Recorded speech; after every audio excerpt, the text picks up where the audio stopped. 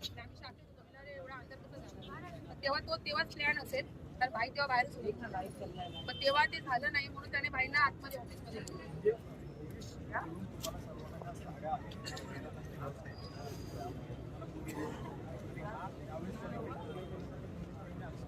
हो, हे त्यांना बोलवलं तर आम्ही नव्हतो तेव्हा. कारण त्याचं ऑफिस आमच्या शाखेच्या बाजूलाच आहे.